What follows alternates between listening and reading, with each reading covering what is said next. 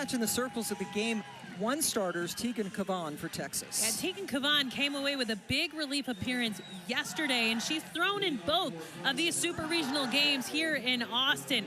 Her last 7 starts, though, Pam, have been a little shaky. Yeah, certainly not what we are used to seeing from her premier pitcher, a sophomore out of West Des Moines, and we are underway. Clemson wearing the all-purples trimmed in orange. Let's take a look at our Capital One starting lineups. Alex Brown starts things off, and you have your eye on Julia Noller. Yeah, she's the leader in doubles and a solid RBI producer in that 3 spot. Yeah, this is a Clemson team that won the ACC tournament for the very first time this year, and they are hitting .328 on the season, led the ACC in doubles. Alex Brown against Cavan. She was 6 for 10 in the super regionals, all of them singles. Here's your scout on Tegan. Well, she'll touch 70 miles an hour. It throws her rise over 50% of the time and uses it to all levels, but also has a drop ball. So between the two, 12 inches of vertical break. Wow, that's quite significant as the count goes to 3-1 on Brown. And Cavan was really good out of the pen last night. 5 innings, 5.2 innings rather, and that is a 5-pitch walk. And you mentioned, Jenny, that Cavan in her last 7 starts, last night good, but she was out of the pen, but in her last 7 starts, these are not typical numbers for her. No, she's thrown better than this all season long. It's that 7.33 ERA as a starter that has me concerned. Those last 7 games have been against the toughest competition of the year. Playing in the SEC for the first time this year.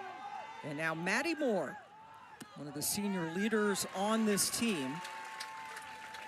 Had a 2-run home run last night in game 2, but when Cavan came in, Tegan struck her out twice last night. I was just really impressed with the way that Cavan took the circle in relief. She seemed a little bit more aggressive in the circle, and you could see in the beginning of the game right here, she's still feeling out the strike zone, trying to figure out where the top and bottom will be to get the called strike. Got a very good catcher behind the plate in Reese Atwood, one of the best hitters in the country, leading the nation in RBIs.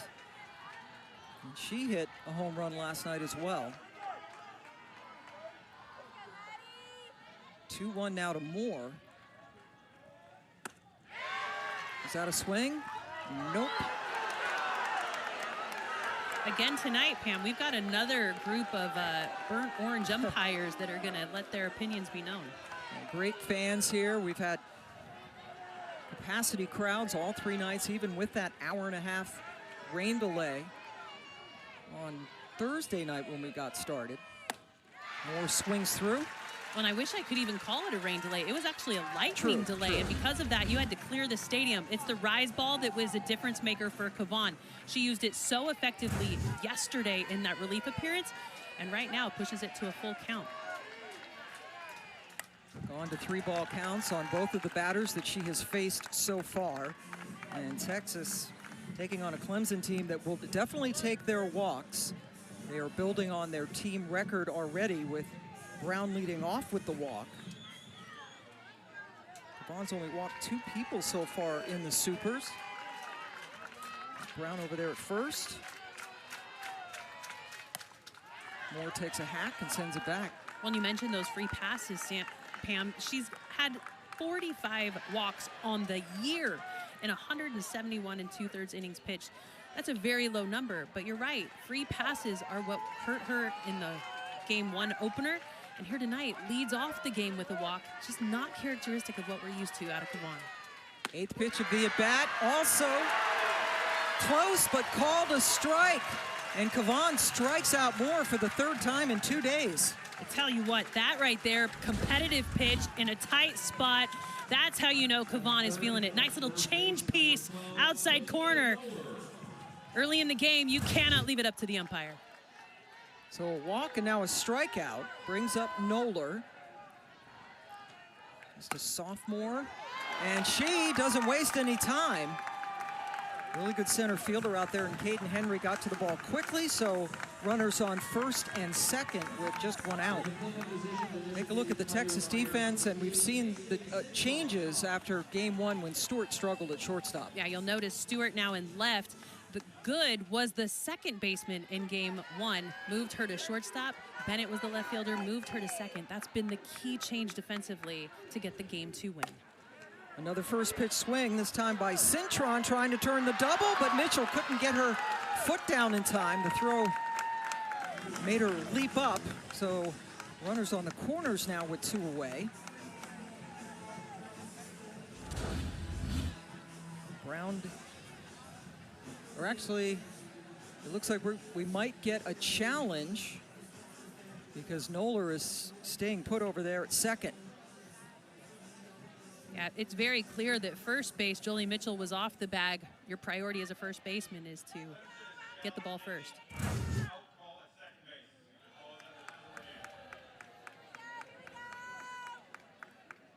So each coach has 2 challenges. Whether they win the challenge or lose the challenge, there's only 2 for the entire game. So she's safe at first. The challenge is actually happening on the play over at second base. Pretty early for a challenge already, Pam, but Coach Rittman not wanting any runs, or not wanting to take any runners off the base pass if possible this early in the game. So they're looking at obstruction over at second base with a ground ball to Good. They're saying that there was obstruction. I do not see the obstruction. I think that is a great play by the second baseman Stewart to touch, get back out of the base path. That looked pretty textbook to me.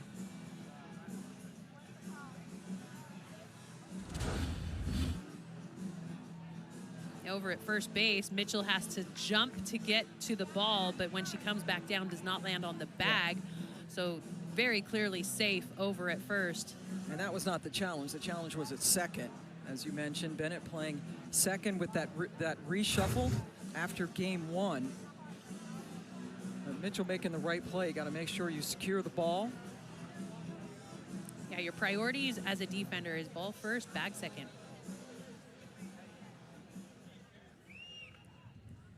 After further review, the runner at second base is out. That's Clemson's first challenge. So Coach Rittman burns a challenge in the very first inning. So it does leave runners on the corners. Now with 2 away, and Abby Vieira in the batter's box, and now Mike White, the head coach for Texas, comes out to have a chat with our home plate umpire, Ron Burkhart. We're off to a slogging start tonight. Well, there's so much on the line, and you can see both of these coaches wanting to find every avenue to be successful.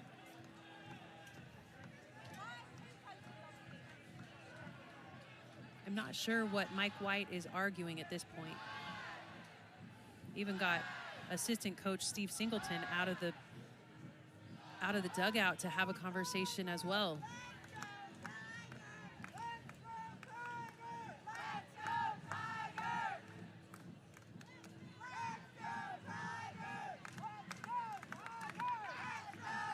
Mike White and John Rittman know each other very well. Coach White's daughter recruited and played at Stanford for a couple of years, and Mike White at Oregon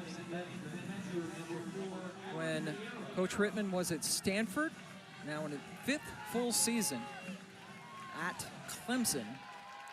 Well, that conversation by Coach White is actually, they were talking about taking it to obstruction on the throw going over to first base because she didn't get down to slide until very late. But the problem with that is, as a second baseman, you've always been taught to clear yourself of the base path, make the throw hard and through, and if it hits the runner, then you go ahead and go to the challenge. So Vieira trying to come up with a big 2-out base hit.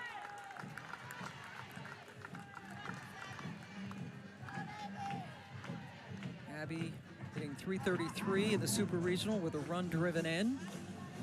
There's the aforementioned Mr. Rittman. What a great job he has done starting this program from scratch. Yeah, the program began 6 years ago, but if you remember, that was in COVID. And so with that shortened season, the first full season happening in 2021, John Rittman able to take each of his full season teams all the way to the postseason. Good at short, flips it over to Bennett to end the threat. Clemson moves 2 on as we head to the bottom of the first. College World Series. Clemson left a couple of runners on in the first inning. They have now left 22 on in 2 games plus 2 innings, and it's like a broken record, right? Reese Basinger gets the start for Clemson. You're right. Reese Basinger, the everyday starter in the postseason. She and Brooke McCubbin have combined for every game starting back at the ACC tournament. They stick with that plan and put Basinger back in the circle again tonight. Take a look at our Capital One starting lineups for this very formidable Texas lineup. They are second in the nation with a .359 team batting average. Maloney leads things off. Leanne Good really living up to her name in the Supers. Yeah, Good is good. Her home run got the scoring started in game 2.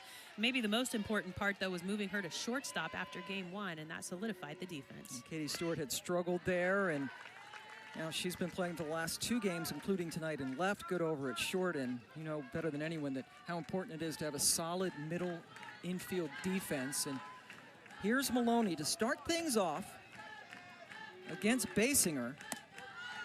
She is 5 for 9 in this Super Regional. She's just swinging a really hot bat. She was 7 for 12 in regionals before this Super, and she's fast. She sets the tone. She sees a lot of pitches in that leadoff slot. Just 11 extra base hits, no home runs. Collins, the freshman, throws her out to begin this night for the Texas hitters as we take a look at the defense now behind Basinger, the era of the veteran catcher. Basinger, big fan of hers, and Maddie Moore, the demon over there at second base. Yeah, in her senior season has just evolved and matured into maybe the best second baseman in the country. Yeah, here's Kaden Henry, who had a big game 1, a little quiet last night by her standards, but an energizer, terrific defensive center fielder. 4 for 10 in the Supers, 3 of those hits coming in game 1. And if she gets on, her speed is a game changer. It is 30 stolen bases on the year. She had a stolen base in regionals, but has not had one here in the Supers. She's behind Basinger 0-2. Henry, just a sophomore, second team All-SEC, and your scout now on Basinger. She's going to throw 63 to 64 miles an hour. Very spin-focused pitcher. She is not going to overpower you with velocity, but she's going to mix her speeds, which makes it difficult to hit off of. The transfer coming in from Winthrop just this season, trying to fill the shoes of 3 big arms that graduated out of the program last year. Yeah, Basinger, in fact, has 0 strikeouts in this regional. And there's Maddie Moore flashing the leather. Yeah, she's told us before this Super Regional started that she likes defense more than hitting, which is something I cannot relate to. But she said she would much rather take 300 ground balls than hit for 30 minutes. And, well, shows right there. Nice little jab step, second out. That made it look easy to get the always dangerous Henry, who I'm sure was thinking double as soon as she made contact. Mia Scott, the number 3 hitter, has 3 hits this weekend, including a home run and a triple.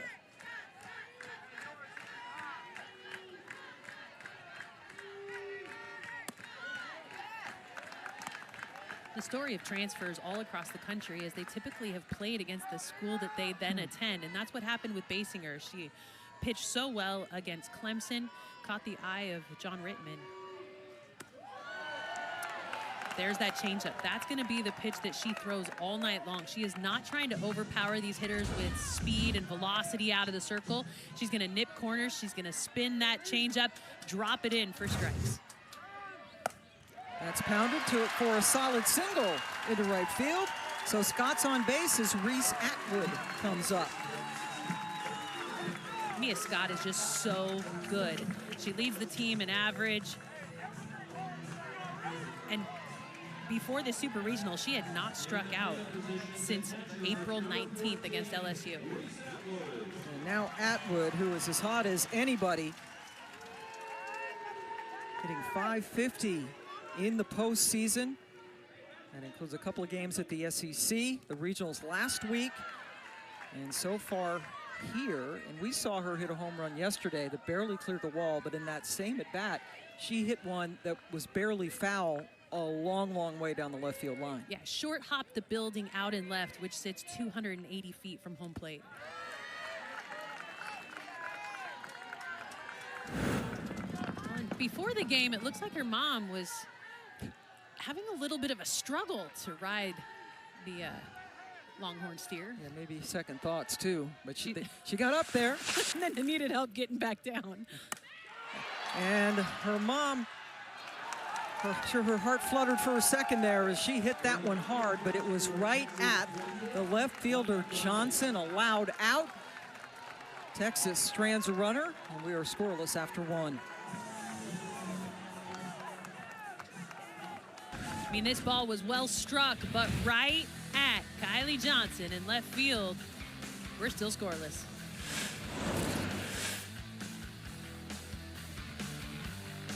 On to tonight. They forced the if necessary game with the win in game 2.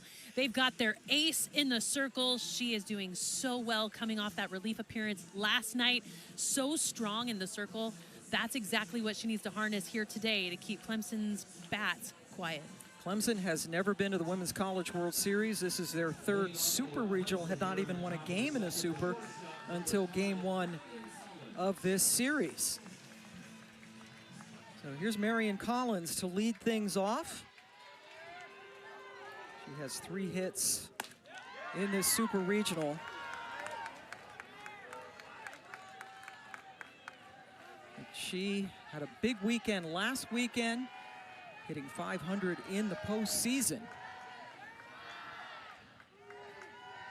Part of this freshman class that has surprised a lot of people. Well, they had big shoes to fill. I mean, when you step in trying to take over for names like Mackenzie Clark, Valerie Cagle, Aaliyah Logaleo, Millie Thompson, those are some iconic names in the Clemson program that have to step up quickly to perform, and they've done so this year. I'm so impressed with the way that Marion Collins has been able to take over that shortstop position and swing the bat with authority.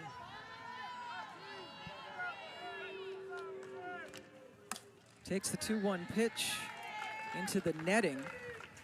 Clemson finished second in the regular season in the ACC after a strong finish, and was able to beat the top seed and regular season champion Florida State Seminoles in the championship game. Well, it was during that stretch that they also beat South Carolina in a midweek.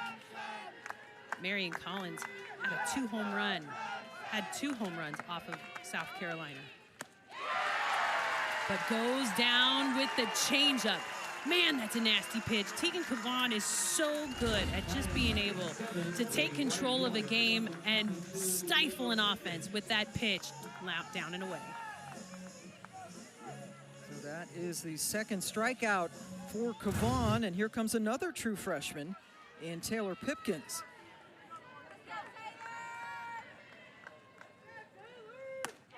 Two for 9 so far in this Super. She was the MVP of that ACC tournament.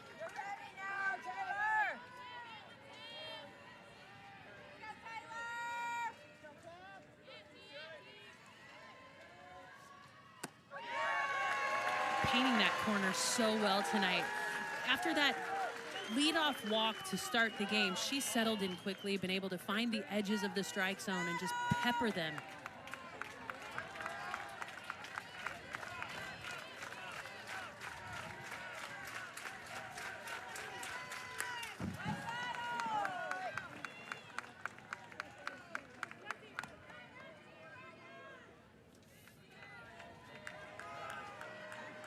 Cavan with over 200 strikeouts on the season.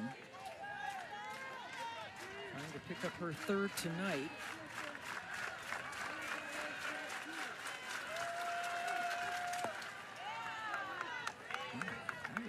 That was some nifty glove work there by Atwood. I hate to say it, it was a little dramatic. With nobody on, there's no need to block it up. Cool. But I like that little flair. I like that. Why wear it when nobody's on? Hopkins, go ahead, pardon me. And the way that Atwood back behind the plate has played so solid. She has not allowed runners to steal off of her, but the way that the Clemson freshmen have been able to produce this year, look at that, 43% of the home runs coming off those freshman bats. Another 1-2. Hopkins spoils it again.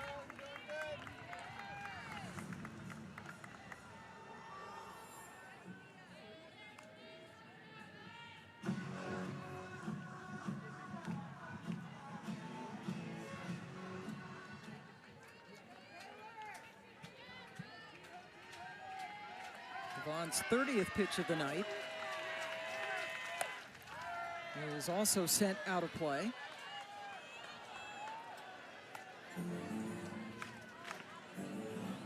In the first 2 games of this Super Regional, one start and 1 relief appearance for Kavan. She had thrown over 200 pitches. And here's her 8th just of this at bat.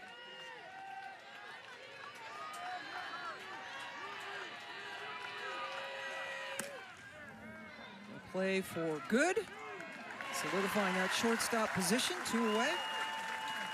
And that's just the biggest change that Texas made. They made the change actually during game 1, but it was too late. There was too much ground to make up, and the way that Good came in so confident and controlled with great range and solid throws across the diamond, impressive show for her at shortstop and the needed change for Texas.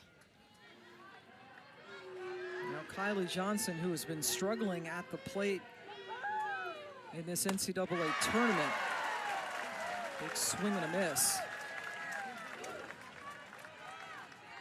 5 strikeouts in the first 2 games of this Super Regional. Struck out 5 times in the regional last week. Did have a home run.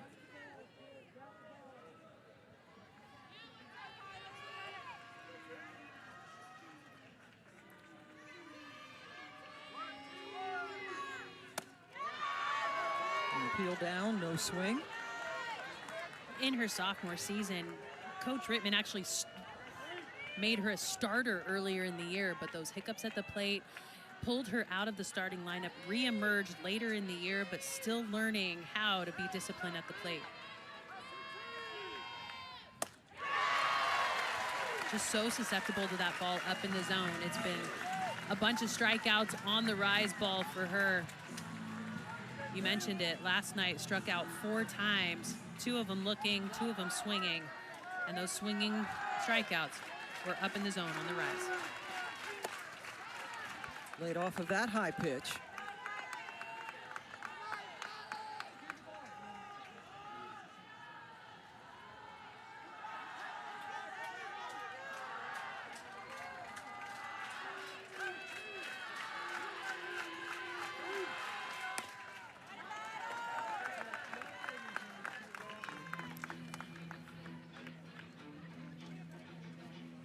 Throwing quite a few pitches so far in this inning.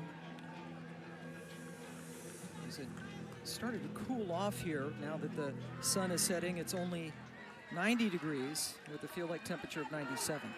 It's felt like good softball weather. Today, when I stepped out of the hotel, I realized today has a different feel. It's a little blasty feel to it. And that's a blast for Kavan.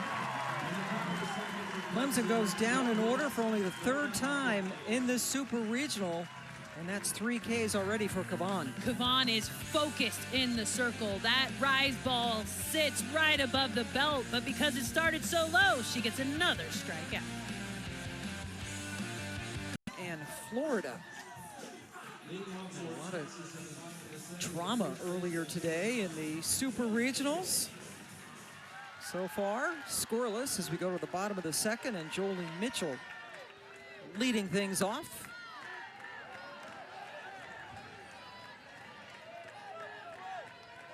Jolie with a couple of doubles, including a 2-run double, a big one last night, in a game that went 10 innings. Yeah, game one had that 90-minute lightning delay.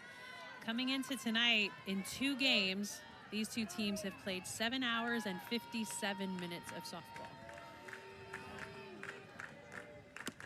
Which is a lot. Yeah, you're supposed to play in about a 2-hour window. We've played in 4 of them.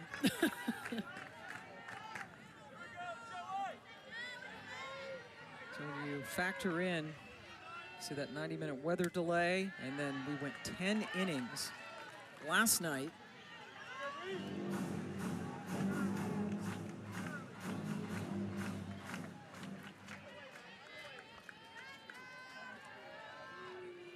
Two. Mitchell, long trip, but foul. Man, we've seen some blasts this weekend. The longest hits we've seen are taking out the windows at the bottom of that building across the street. Hopefully they are shatterproof glass, because they're definitely hitting the wall out there.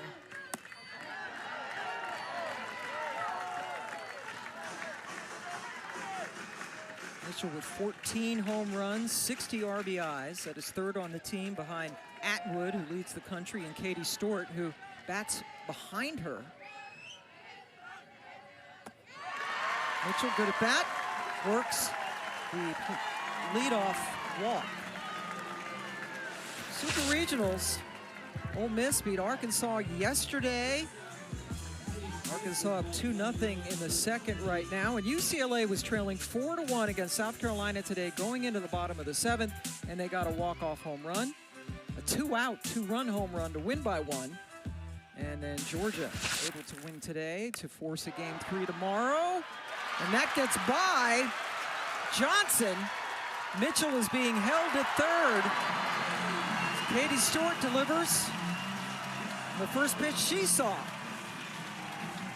In night 1, Katie Stewart could not find a hit, but I think it was the miscues at shortstop that just got into her head and affected her at the plate. Tonight attacks early in the count with a runner on first base and absolutely lights it up all the way to the wall. Takes kind of a funky bounce to get past Kylie Johnson and left. Can't do anything about it. Easy stand-up double, and now 2 Longhorns in scoring position. First base is open now with nobody out for Leanne Good.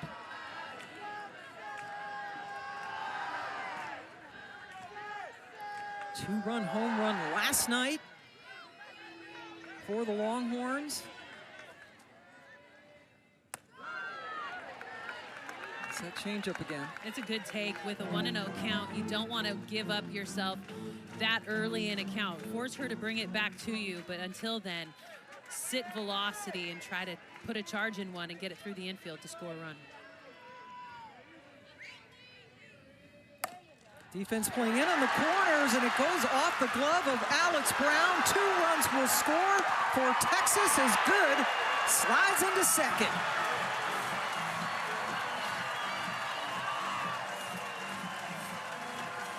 And that's the risk you take when you've got somebody at the plate that can lay down short game and a runner at 3rd. You have to be able to defend the bunt. However, that hard shot right at Alex Brown, she didn't have enough time to react. A fieldable ball if she was back 10 feet, but that close to the plate could not get her glove up in time.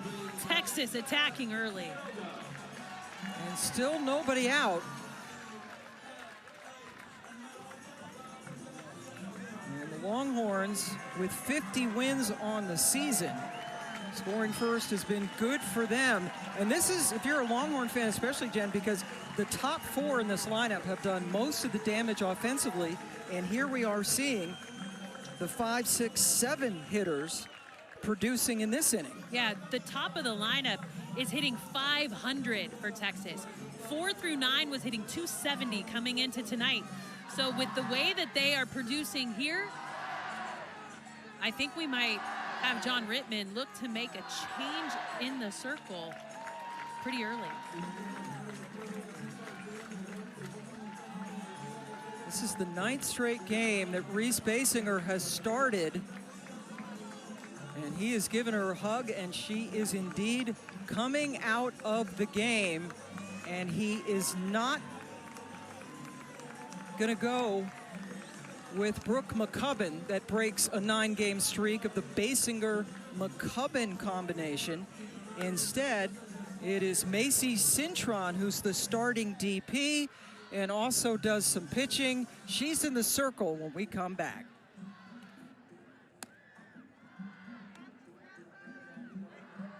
Plus 3 batters in favor of Cintron, who comes in to face Vanessa Quiroga, the DP tonight. Still nobody out, 2 runs in. And over at second base, it's Good.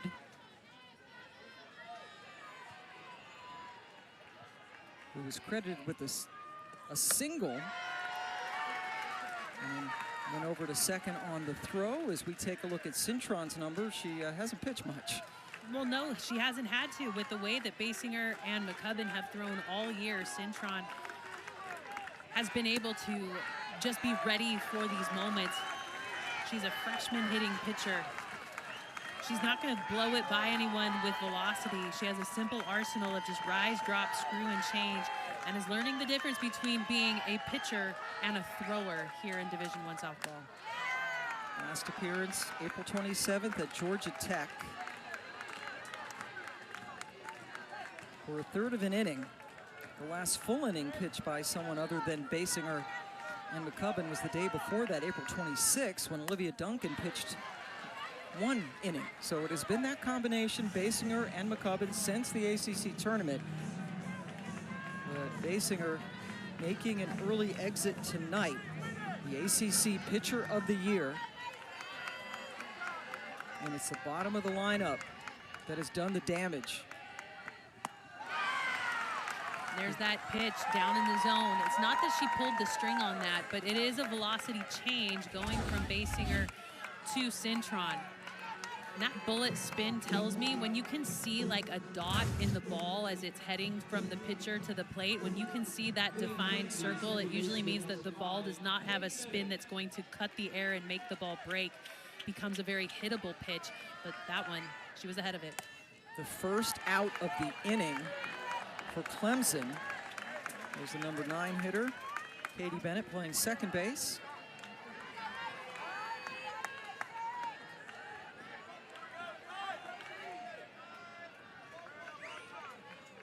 One for 6 so far with a walk in this Super Regional.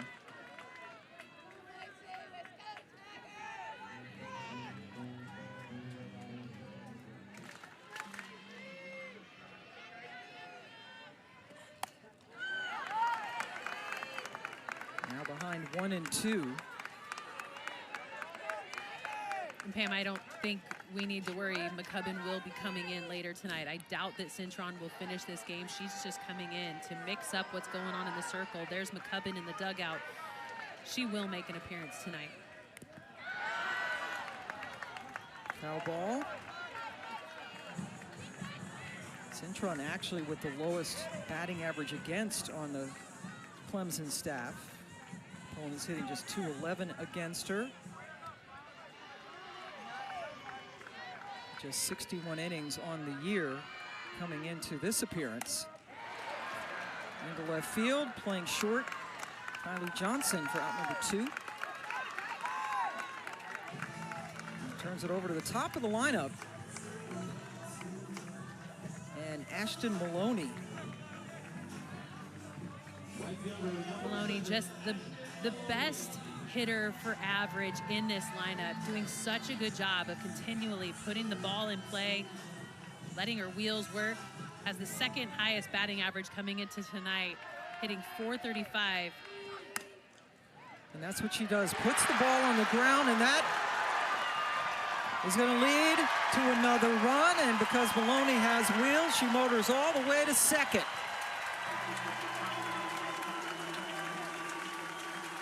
And while I like aggressive defense, that throw from Brockenbrough into the plate makes no sense to me, knowing that Ashton Maloney is going to advance from first to second on that.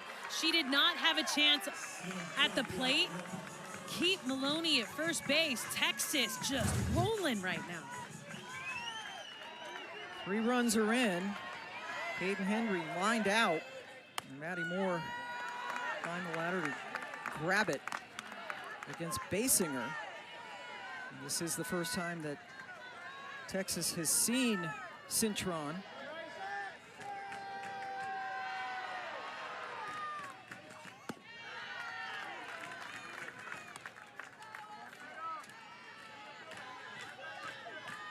The RBI single for Maloney makes it 3-0.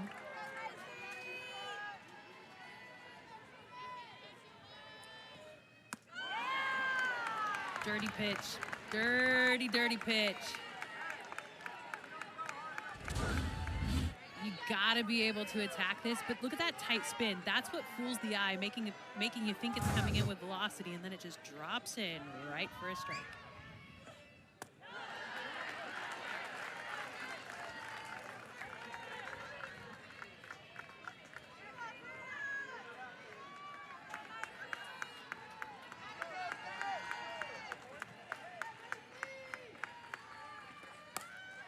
That's out of play.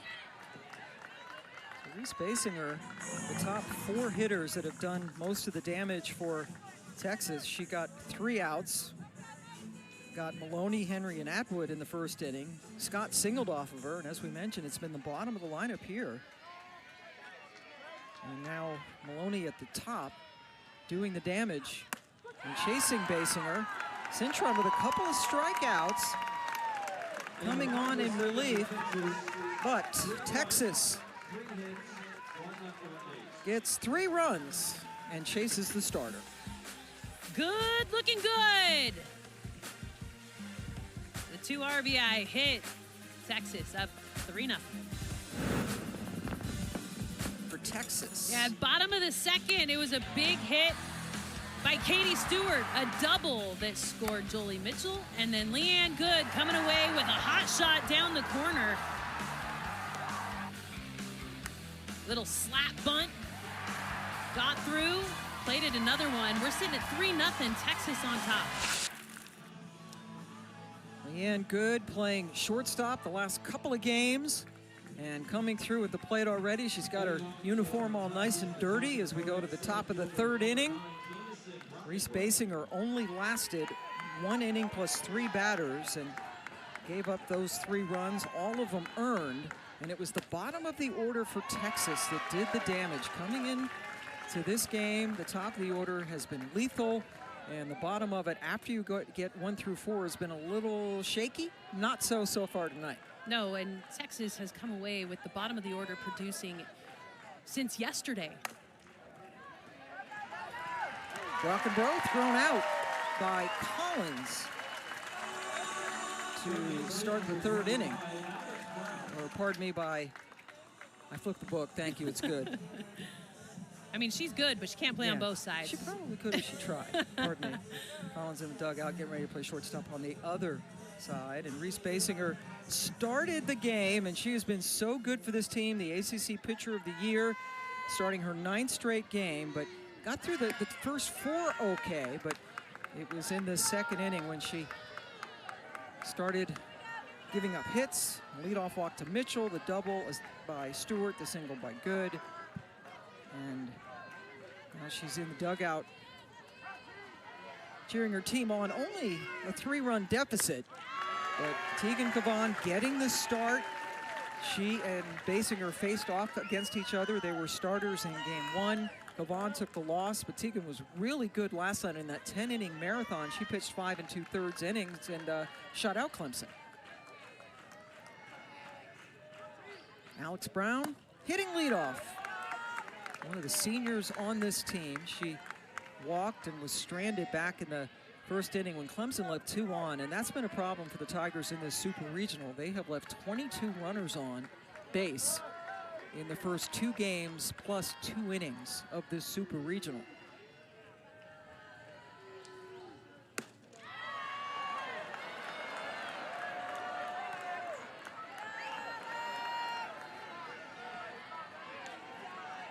And a 3-1 count for Brown with Maddie Moore on deck.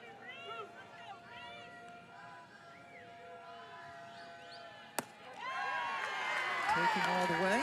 That beautiful rise ball. She starts it at different levels and is able to get that called strike at the top of the zone. It's an important pitch for her because she mixes it well with her drop. So hard for a hitter to attack both rise and drop mixed with that changeup. Full count, that's popped up. Very playable for Bennett. 2 outs. Last night, Tegan Cavan came on in relief. Her starts have been shaky, but she came in with power in the middle of the game, came in the 5th inning and shut down the Clemson offense. They did not score again. A lot of energy, 7 strikeouts, gets the start here in game 3. Yeah, and something really, she needed a bit of a shot in the arm, if you will, after losing game 1 when she gave up 9 hits, 6 runs, 5 of them earned in just 5 innings, taking the loss. And as you mentioned, Jenny, in her last 7 starts, an ERA of 7.33 for Cavan. So far, so good in this one. Maddie Moore, the 2nd highest average for Clemson, the best power numbers.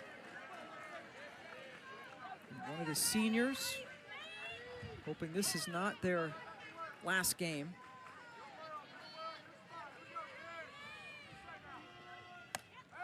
It's popped up back behind the plate. And while we've already seen pitching relief happen for Clemson early in this game, Tegan Cavan is an arm that can go the distance. She's got 14 complete games on the season. And I would anticipate that Mike White will ride her arm through the entirety of this game. She's ahead of Moore, 1-2. Good. Could not field it cleanly. Maddie Moore is a 2-out base runner. Should be a hit, you think? Yeah, she had to go a long ways to try to glove it up, and it was sharply hit right up the middle. Could Good make that play? Yes, she can. Did she? No. But it'll go down as an error on the shortstop. Well, that's a tough one. That's a toughie. Noller steps in, and that ends a string of 7 straight Tigers being retired by Cavan. He allowed some base runners in the 1st inning, got out of it unscathed. Here's Noller, who walked in her first at bat tonight against Cavan.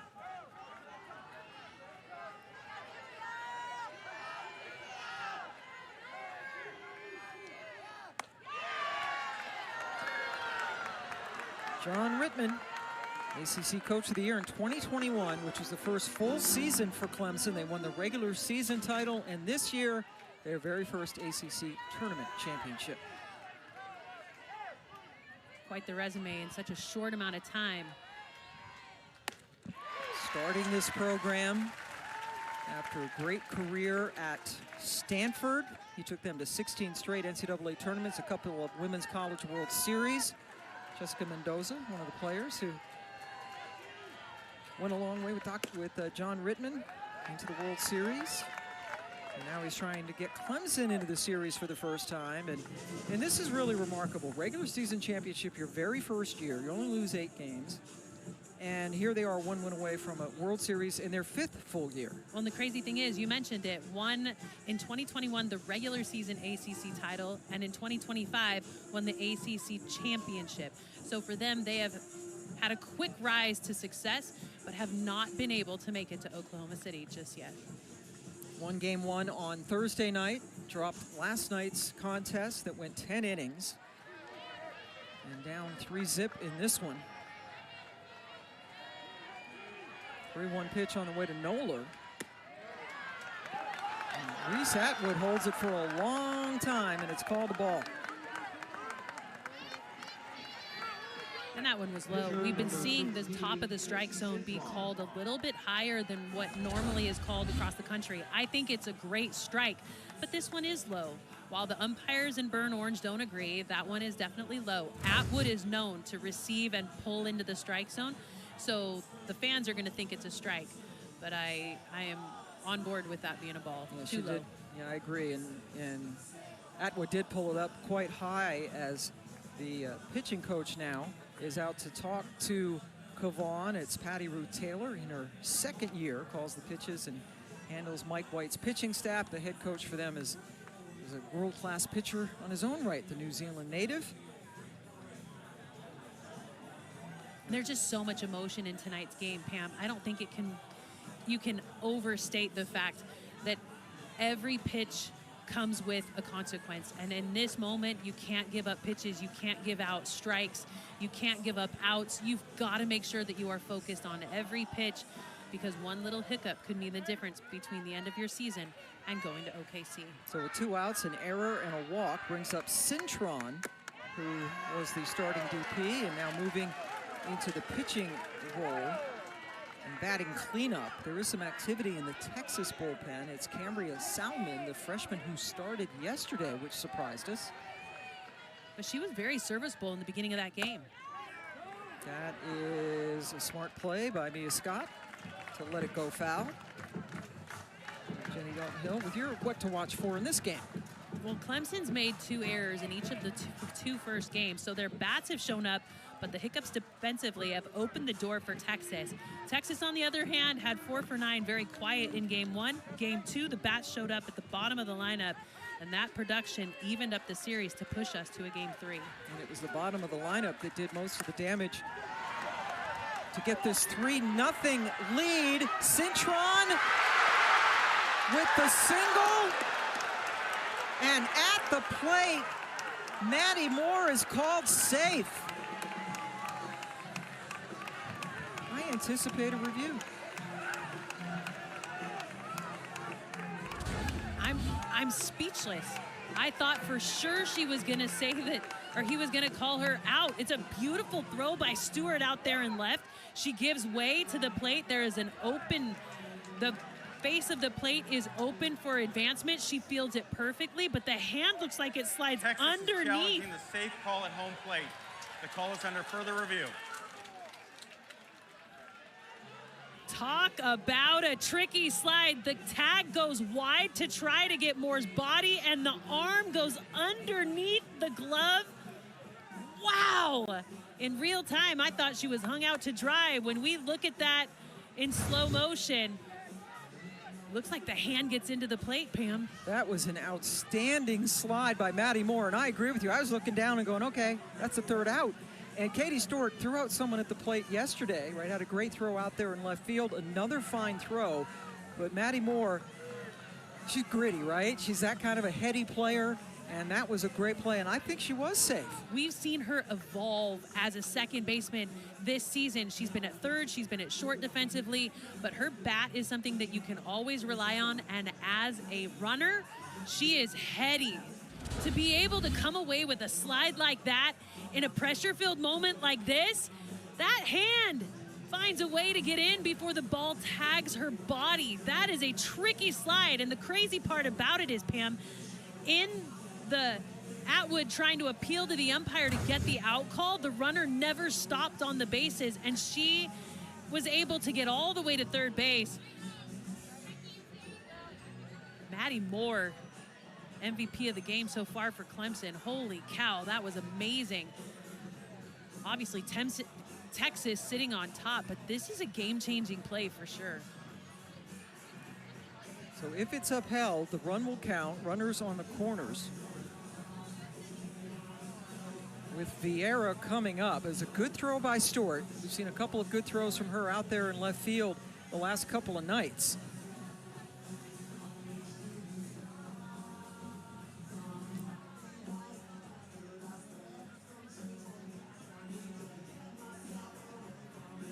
Noller over at third.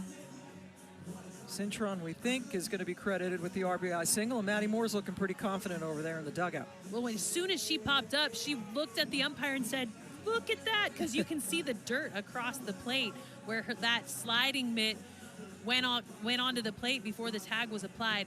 And before that hit, Clemson was 5 for 29 in supers with a runner in scoring position. Look at the slide by Maddie Moore. That hand, the tag goes for the body, the hand goes for the plate.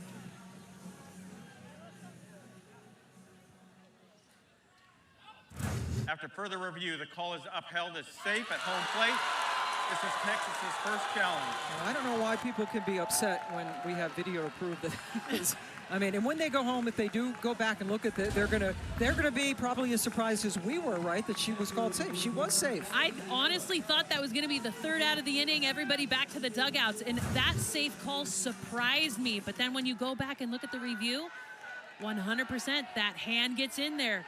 Great slide by Maddie Moore. So the RBI single for Cintron has her over at first, Nola at third, and Vieira trying to come up with another hit. All the damage done here with 2 outs. And that run so far is an unearned run because they credited Good with an error. Cavan gets out of it, but not before a great slide by Moore, and Clemson gets on the board. I mean, Texas still has a 3-1 lead, but what a huge play for Clemson to be able to put a run on the board and a tight play at the plate. I think everybody is still gunning for Oklahoma, who has advanced already to the World Series with their wins over Alabama. Very impressive run rule win this afternoon to sweep Alabama. Oregon sweeping Liberty. Texas Tech swept Florida State yesterday. So those are the 3 teams that are in. And we are waiting for the Florida-Georgia result tomorrow to see who our winner will play when things get underway Thursday in Oklahoma City. Texas up 3-1 as we head at the bottom of the 3rd inning. Mia Scott singled and was stranded in the 1st inning. Single off Basinger, the departed starter, who just lasted 1 inning plus 3 batters, charged with all 3 runs. Cintron coming in to relieve and got the RBI, and this is that Texas offense so lethal at the top of their lineup.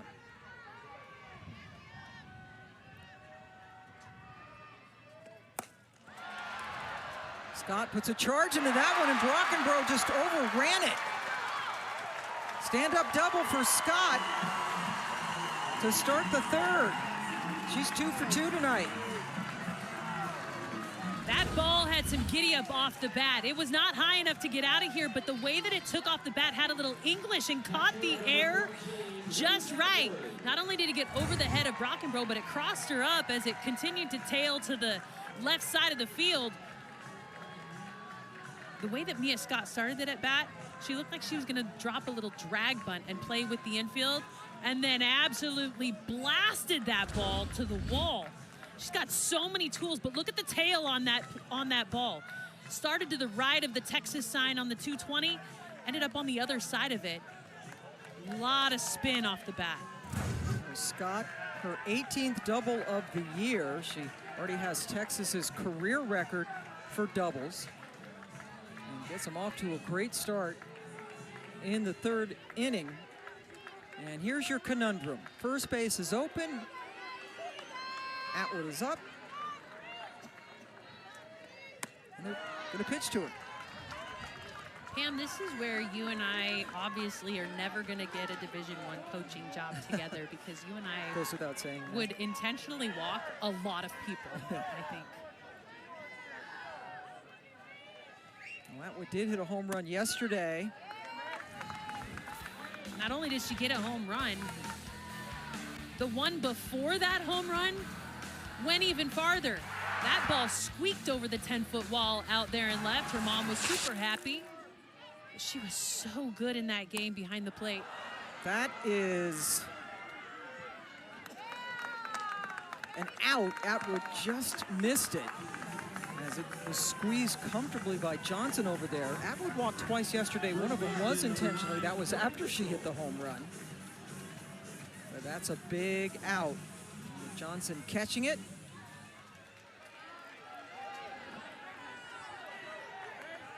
Mitchell walked to lead off the 2nd and scored. Off of Basinger. Jolie Mitchell, the Notre Dame transfer, finishing out her career. Last 2 seasons now at Texas. Go into the medical field. I like when we talked to her, you looked at her dead in the eye and said, You graduated from Notre Dame in 3 years? She said, no, my first year was COVID. So graduated from Notre Dame in 4, still had 2 years of eligibility, and took that chance to come here to Austin. Mitchell with the single. They hold Scott at third base. I mean, we call it the hot corner for a reason, but right now it is flaming. Alex Brown is getting lit up over there at third base, no matter where she's at. They hold the runner at third, which is an impressive thing to do. And Brooke McCubbin is going to come in to relieve Cintron.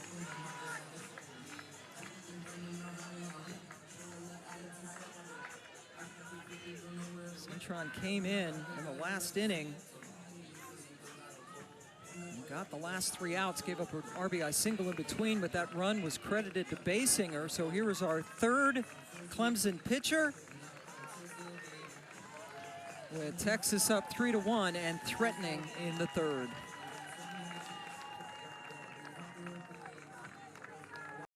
So Brooke McCubbin has come in to relieve Cintron.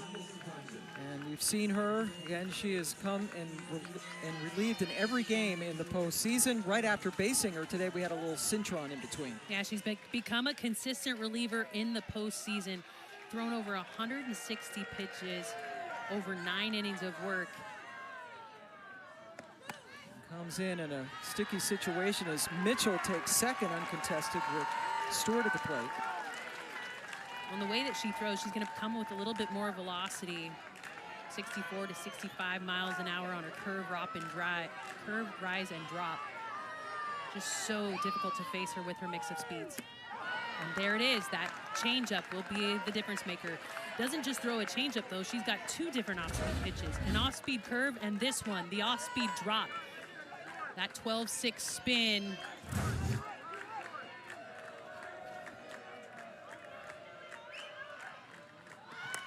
1-1, tries to bunt. A one-hopper, and now trying to score and doing so successfully.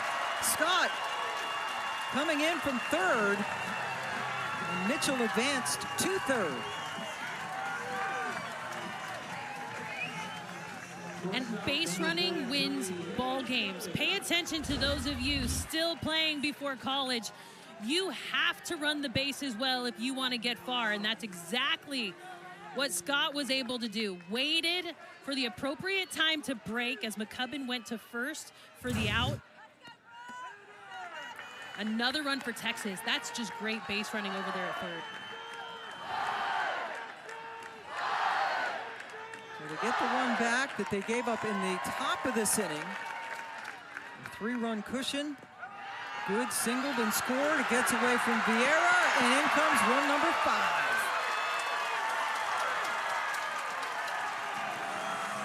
Nice job by Jolie Mitchell for Texas, reading that dirt ball read, but that ball, I think, got far enough away from Vieira that maybe I could have scored from the booth. That is not typical for Vieira behind the dish. Usually very solid, keeping that ball in front. Wild pitch charge to McCubbin. It ricochets off of the shin guard or off of the heel of her mitt, and when it does, Jolie Mitchell can just walk it in. Usually Vieira can smother that, but it was a wild pitch, and there's a strike on the corner to good. So now the bases are empty with 2 runs in and 2 away and a 3-1 count.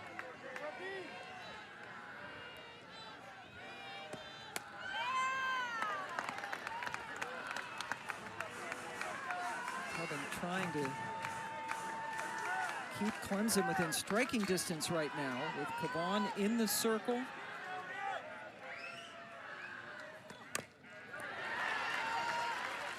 And you can look at that stride foot for good right now. She's got a couple touches before she goes to that stride. Typically, you like to see a hitter with a very calm move in their stride foot.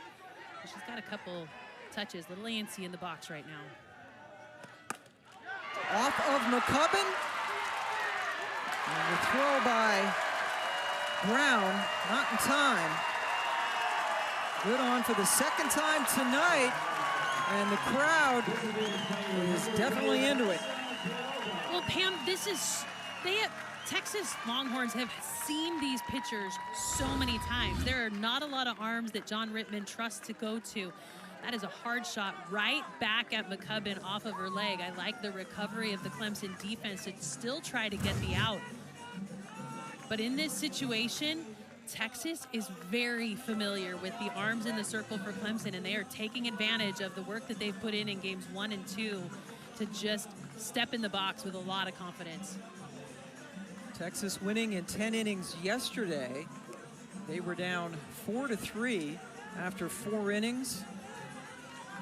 First time that Clemson has lost a game in which they led after 4 innings all season. Had to go to 10, and now Quiroga trying to keep the hit party going. She struck out swinging against Cintron when she came in to relieve Basinger in the last inning. Lifts that one out of play. I mean, this Texas team is swinging hot bats. They are #1 in the nation with hits. They put the ball in play. They allow their wheels to work. And right now, they're facing some arms in the circle that they are very familiar with and taking advantage of that information.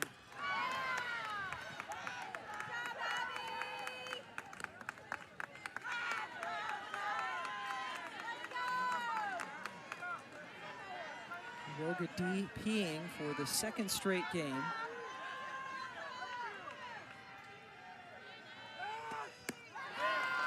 And McCubbin gets her to end the inning, but 2 more runs cross the plate for Texas, including Jolie Mitchell, who celebrates its 5-1 Texas. Starting this evening, Pam Moore, Jenny Dalton-Hill from a very full McCombs Field in Austin.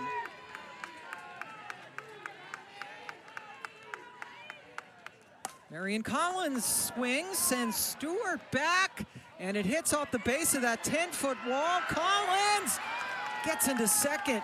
The throw got there quickly, but on the wrong side of the bag, and Collins leads off the 4th with the double.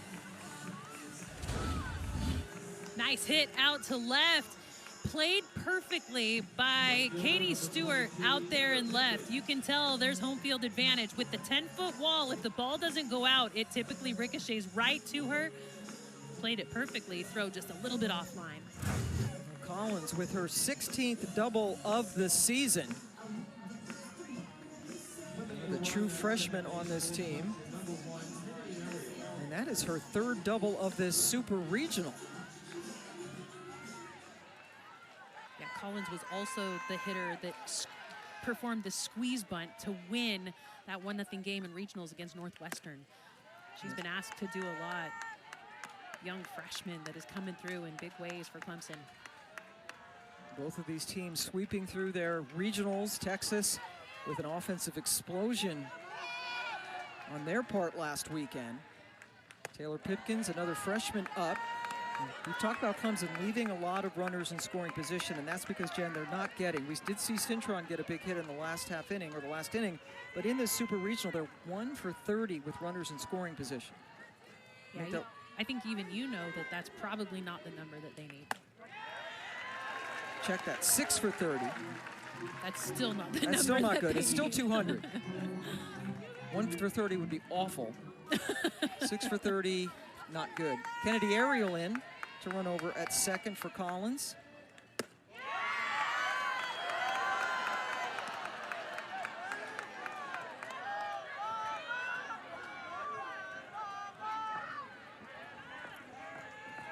Pipkins grounded out to short her first time up against Cavan. There's Reese Basinger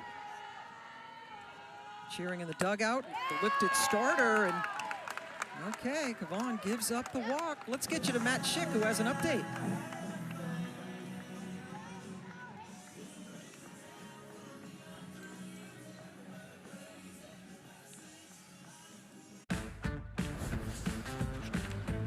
So what are you working?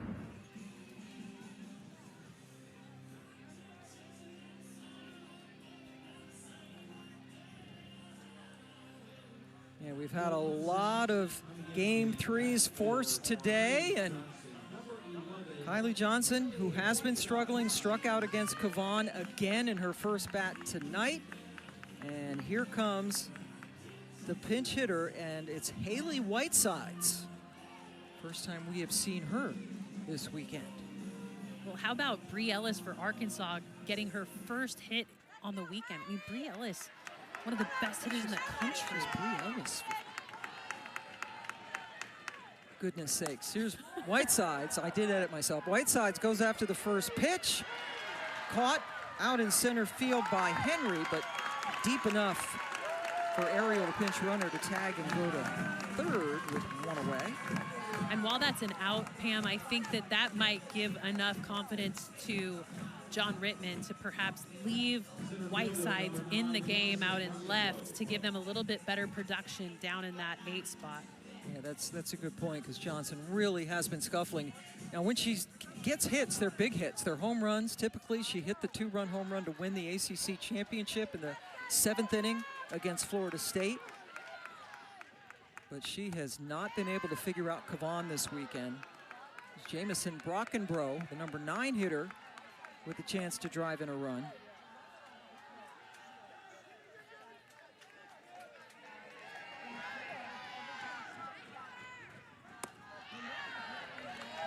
Brockenbrough, the Tennessee transfer, did play in the World Series with them. But this is her first year at Clemson. Yeah, in this Clemson lineup, Brockenbrough has the most college World Series experience, being there with Tennessee a year ago. The only one on the roster to have gone to Oklahoma City. Conversely, with Texas, they're chock full of them since they went last year and the year before that as well, both times losing in the championship series to Oklahoma, who was trying to win its 5th straight as they go to their 9th straight Women's College World Series this year. Brockenbrough down 1-2, doesn't chase. Reese Atwood with the gun. Ariel, the pinch runner, had to dive back. That is so fun to watch. I love when Reese Atwood gets aggressive with the base runners, challenging them to say, stay closer to the bag. Remember, she's only allowed 9 stolen bases this season. It's remarkable. Opposing teams have only attempted 14 steals against Texas all year. That's up and in. And especially there with the left-handed batter, the clear view for Atwood, nobody in the batter's box, and she's got one heck of an arm, and we all know she can hit. I think that's why John Rittman is not trying to steal with runners on the corners and less than 2 outs. He doesn't want to take a chance. He doesn't want to trade an out for a run at this point in the game. Full count. That's lifted to Stewart in left field. Should be deep enough. Second sac fly of the inning for Clemson. Brockenbrough gets the RBI as Ariel crosses the plate.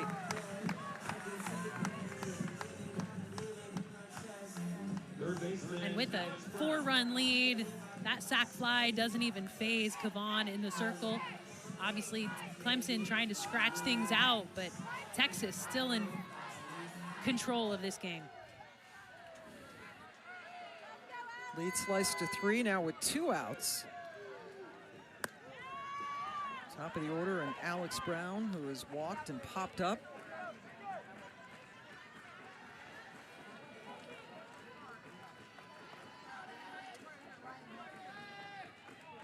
Brown this year set a new Clemson single season record for runs scored.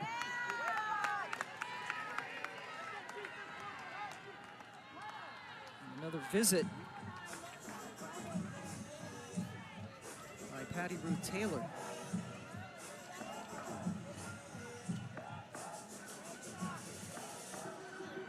Vaughn has already thrown 73 pitches. Texas has Mac Morgan, who has not pitched in the postseason, or at least in the NCAA tournament, along with Cambria Salmon again, who started yesterday. Morgan on the right. That visit to the circle was definitely not going to be a pitching change. I think that was more just strategy as Clemson was able to flip back over to the top of the lineup, and those potent hitters are now coming to the plate. There takes a strike. Just doing such a good job of keeping the ball Top of the strike zone getting called tonight, but man, that's a pitch I would attack. Nice little cookie. Oh, and that hit Brown, and that sets up Maddie Moore, the best power hitter for this Clemson team.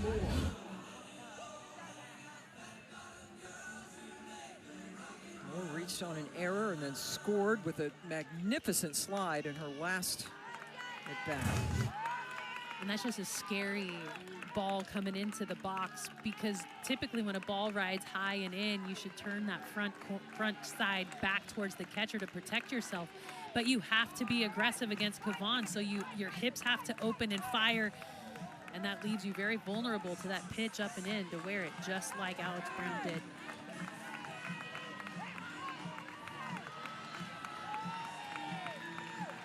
Big opportunity for Moore with 2 out and 2 on.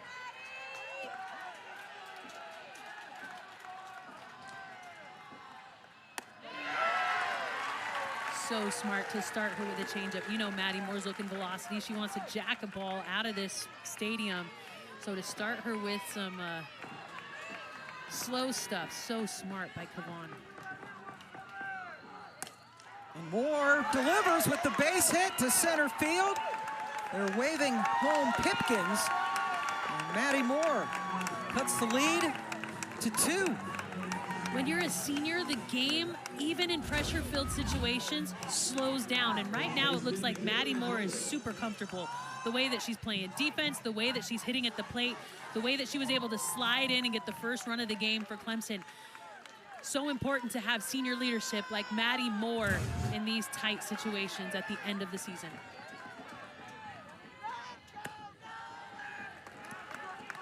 Julia Noller has singled tonight off of Kavan. They're part of the senior class, and we are going to get a change. We will. That is unexpected. I thought Kavan was going to go the distance here tonight. In her sophomore season, she's been rolling. Now, as the starter, she can still come back in the game at a later time, but Mike White looking to make a change here in the 4th. She has pitched in all 3 games in the Supers. 1 in relief last night. And Mac Morgan, the senior who has seen her innings dwindle this season, gets the ball. A big ovation for Kavan. We'll have more on Morgan when we come back.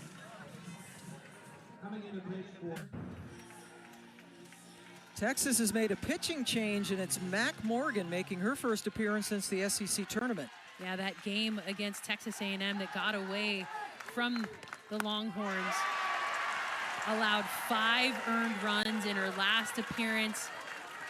That was a struggle for Texas, but she comes in here now with a couple-run lead. And that was a game in which Texas was run-ruled, an early exit in the SEC tournament. She did not pitch at all. Has not since then. This is Julia Noller. And Mac Morgan will not be finishing this game, typically used to just get through the lineup once. She is a 90% drop ball pitcher. She is going to fill the bottom of the zone and try to induce a ton of ground balls to get out of this inning. Just 66 innings on the season.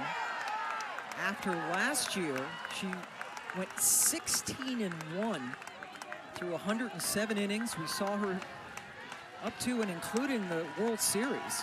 Yeah, she's improved her changeup, but she's not got a great strikeout to walk ratio. Coming in here tonight, 34 strikeouts, 16 walks in those 66 and a third innings pitch. So more a pitch to contact kind of pitcher, not trying to blow it by anybody with the strikeout, just trying to induce a ton of ground balls and let her defense get her out of the inning. Played by Good, throws across to get Noller and end the inning. Morgan does her job, stranding the 2 inherited runners, but a couple of more runs for Clemson. They're down 5-3 as we go to the bottom of the 4th. So Brooke McCubbin, the third pitcher that we've seen from Clemson tonight. There's Kavon's numbers, giving up 3 runs, 2 of them earned. And as Jenny mentioned, because she is a starter, can indeed come back. Yeah, I do not anticipate that Mike White has told her she's done for the night. I think that she's going to stay warm and ready to be able to come back into this game and perhaps close it out. The winner of this game goes to Oklahoma City to play the winner of Florida, Georgia on Thursday in the Women's College World Series. A lot of game 3s, including this one. Arkansas up 4-0 in the 6th as they try to force a game 3 against Ole Miss. This is a pivotal out for McCubbin. If she can get to flip the lineup with 1 out, it's going to help her a whole lot more, knowing that she keeps speed off the bases for the hottest hitters in the lineup at the top. 4 of the 5 runs scored have come from the bottom 5 hitters. Good speed, so Moore had to hurry to get Bennett.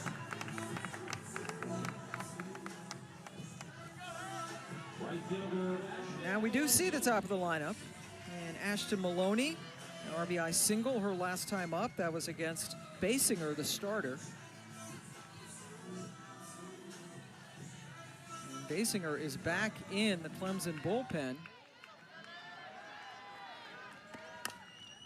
Chopped, McCubbin handles it, and Noller can't come up with it.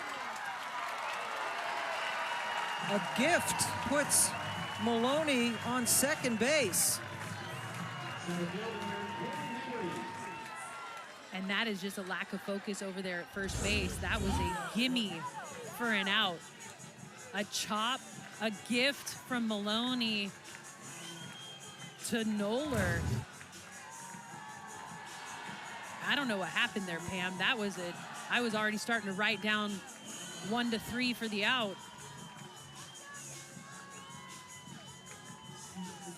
As a first baseman, when you come back to cover the bag, your job is to stay in an athletic position. And when Noller came back to the bag, she stayed very tall. So with the throw going down, I don't know that she had set herself up athletically to be able to receive that throw. It's a throwing error on the pitcher, McCubbin. And Henry shows bunt. You see the dancing around over there at second by Maloney with no one covering the bag. Well, with a bunt being shown, it makes your shortstop go to third and your second baseman go to first and leaves second base wide open to allow that to happen. Defense respecting the speed of Henry at the plate. The corners have to challenge her. Vieira picks it up, and that's Maloney now with 3 free bases. And this is just shooting yourself in the foot. When we started this game, we talked about the things that Clemson was going to need to make sure they took care of, and it was defense. They allowed 2 errors in the first game, 2 errors in the second game, and another here tonight. It's that defense that keeps being the Achilles heel for them. It's hard to out-hit defensive miscues. And especially a team like Texas, which again is one of the best offensive teams in the country, second to Indiana in team batting average, 4th in RBIs, 85 home runs on the season. So you keep giving them extra outs, it's going to bite you. And it has. Last night, tonight, just difficult to have those moments. It takes the wind out of your sails too. As a defender, when you've got a comebacker, you think it's a for sure out, it's going to be the second out of the inning. All of a sudden, now you've got a runner at second base, and it's speed and the power of the lineup coming up for Texas.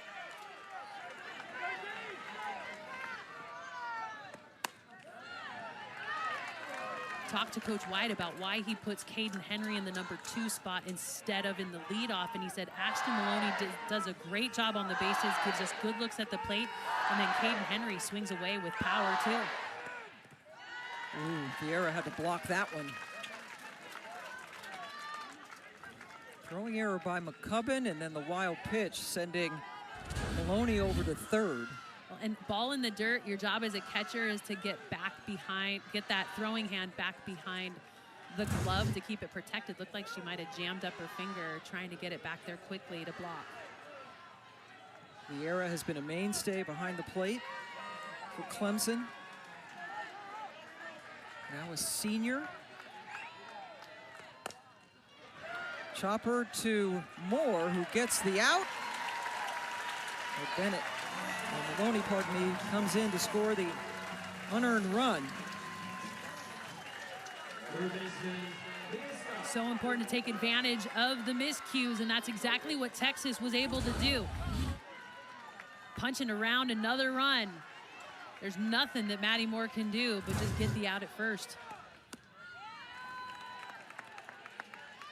So that leaves the bases empty now with 2 away from Mia Scott, who is 2 for 2 tonight. Both of those hits coming off of Basinger.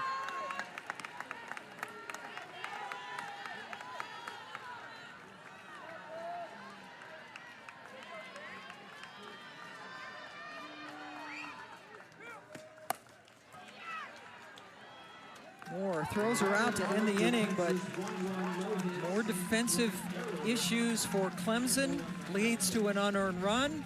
They're down by 3 as we head to the 5th. That they have played a full season. They have been now to 3 super regionals. Thursday was their first super regional win after going 0-2 in their first 2 appearances. They bowed out in a regional last year.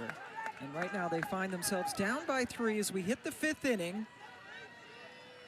Texas forcing game 3 with a win yesterday in 10 innings. Mac Morgan relieved Cavan to get the final out of the 4th inning, to getting Noller to ground out.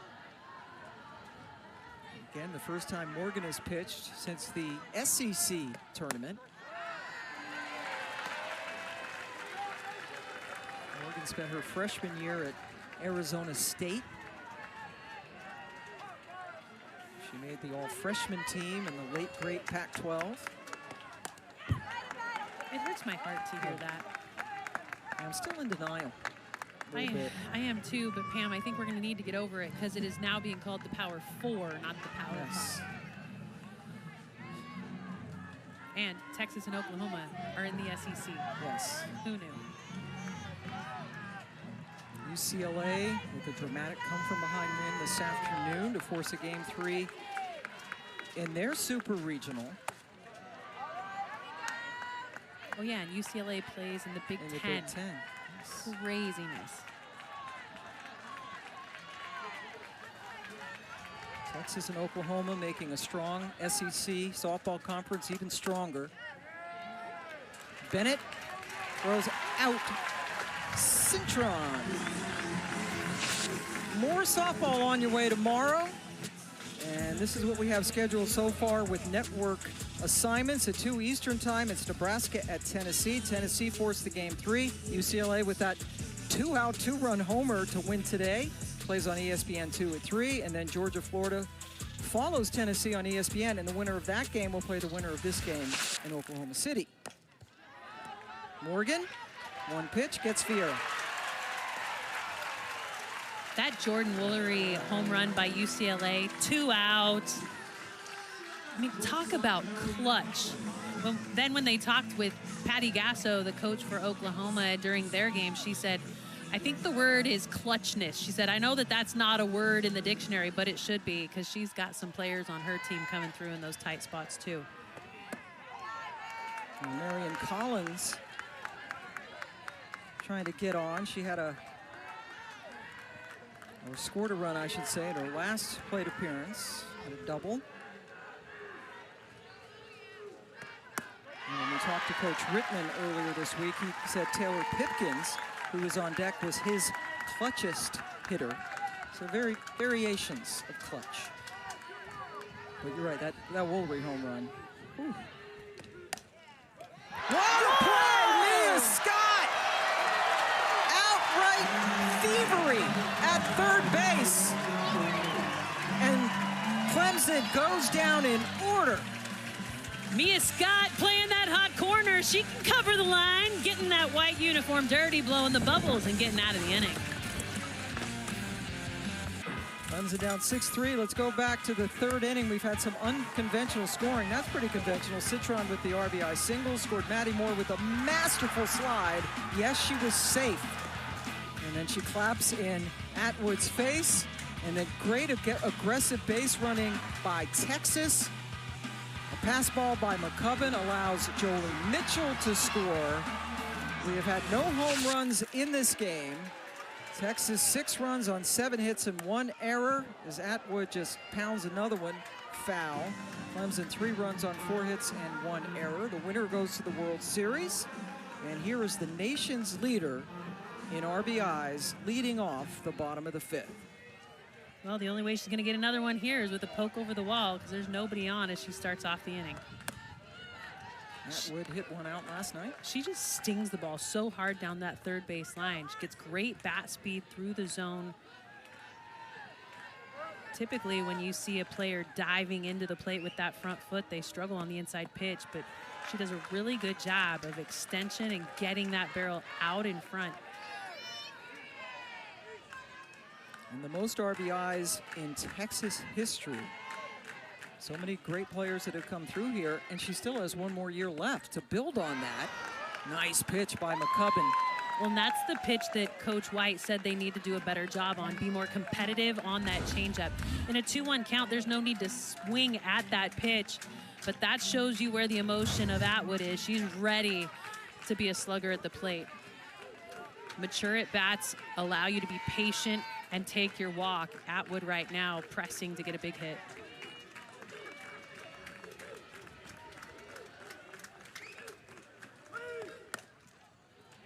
Good backhand over there by Brown, throws across to get Atwood to start the 5th. Well, if you look at where Atwood or where Brown was playing, she was well behind third base, which gave her time to get that sharply hit ball down the line on a backhand. It was when she was playing in front of the bag, she didn't have enough time to react to those sharply hit balls. Strong throw. Nola rings in the first out. Now Mitchell, who has scored twice, walked and singled.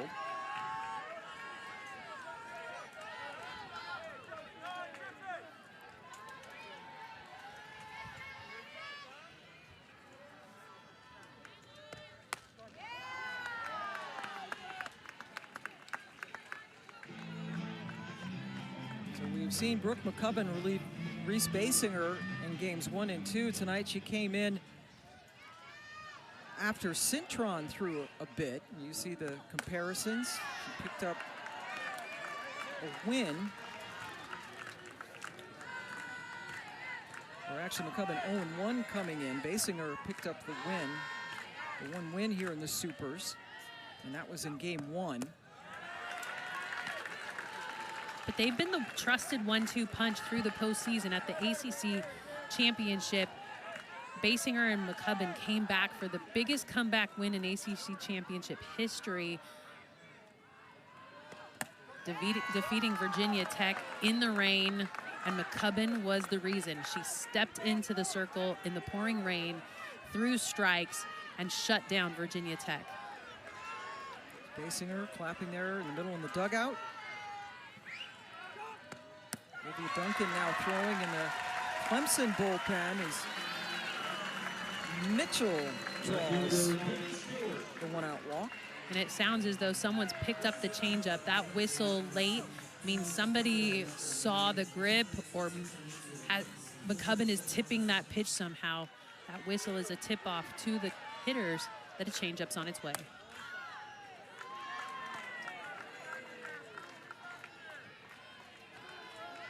Nobody's hitting trash cans. No. Thank goodness those days are over.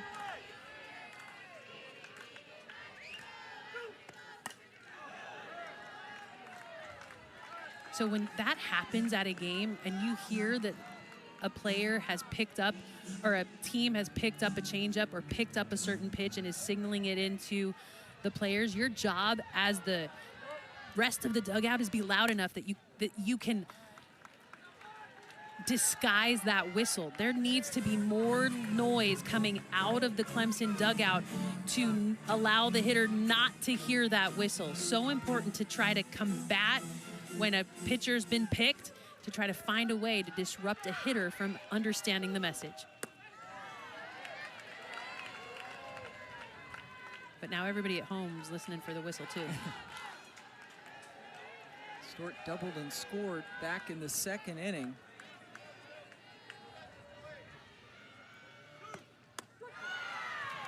And she is rung up. And the hard thing about it is if you start to trust that you're going to get tipped off when the changeup is coming, then you're not ready to react on your own. You start relying on the tip-off. She didn't hear the tip-off and left the bat on the shoulder.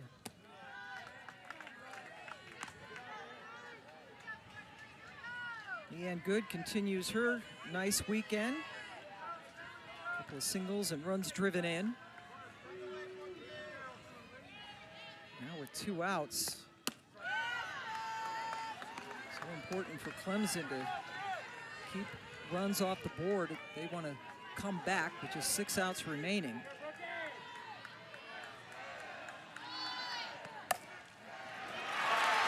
And Good does it again. She is 7 for 11 in this Super Regional. And 3 for 3 tonight, Jen. Playing with so much confidence right now. That 5-6 hole left open, and you saw that bullet spin. As soon as you see that dot, it means the ball is not breaking. It's coming in on a trajectory that it will just stay on without sharp break. Stayed on top of it, drove it in the 5-6 hole. Nothing that the defense can do but watch the base runners advance.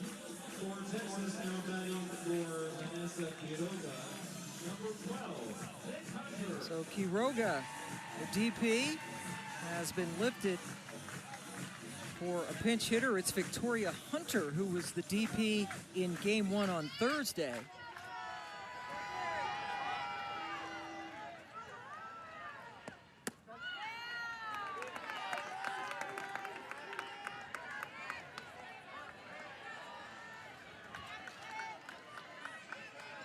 In that game, Hunter was 0 for 3, did not play or get a plate appearance yesterday.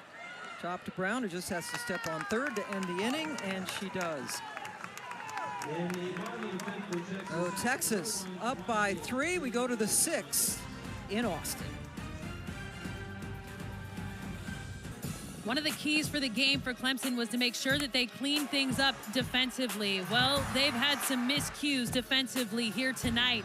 Texas sitting with the advantage because of some misplayed balls. Balls on the ground, wild pitches allowing runs to score, balls over the head of the outfielders, and then a throwing error by the pitcher that got by Julia Noller at first base. It's been a night of miscues for Clemson. A couple of wild pitches and an error. 1 unearned run scored for Texas as we head to the top of the 6th inning. And Taylor Pipkins leading things off, 7-8-9. Pipkins, Johnson, and Brockenbrough due up. Working against Mac Morgan. Came in to relieve Tegan Cavan with 1 out in the 4th inning and has retired all 4 of the batters she faced so far. But the last out of the last inning was just a tremendous play at third by Mia Scott to rob Marion Collins of what looked like a double that was going to be heading down the line. Yeah, Mia Scott so good on the hot corner.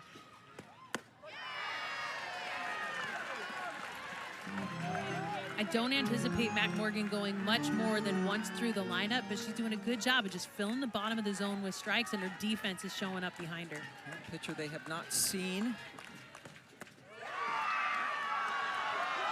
And you know what's coming. She will throw a changeup every now and again, but 90% of the time you are going to see a drop ball at the bottom of the zone. So move up in the box, catch the ball before it breaks. Pipkins with a swing and the miss to start the 6th. A little zippy zip on that one. That one had some good velo down in the zone. Nice sharp break on the drop. Coach talks about how she gets great vertical drop on that drop ball. Nice little strikeout. Now Kylie Johnson, who was pinch hit for in her last at bat. Probably happy to see Morgan, happy to see somebody other than Tegan Cavan, who has befuddled her all weekend. She's had her number, that's for sure.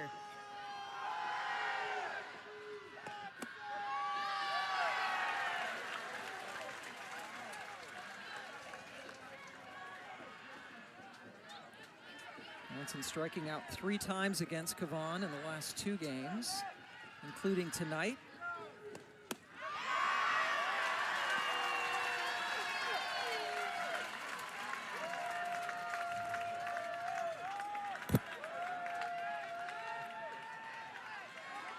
Four times overall, Cavan has struck out Johnson, now getting her first look at Morgan.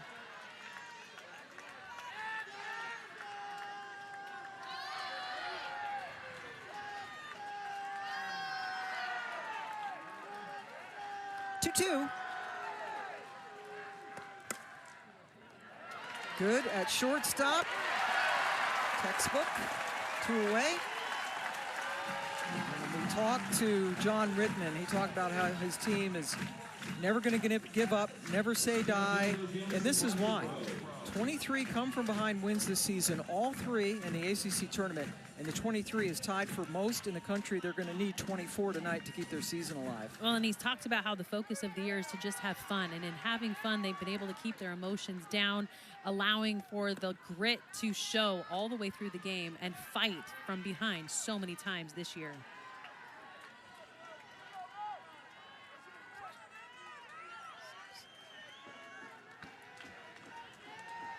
Jamison Brockenbrough, number 9 batter, had an RBI sac fly in her last plate appearance.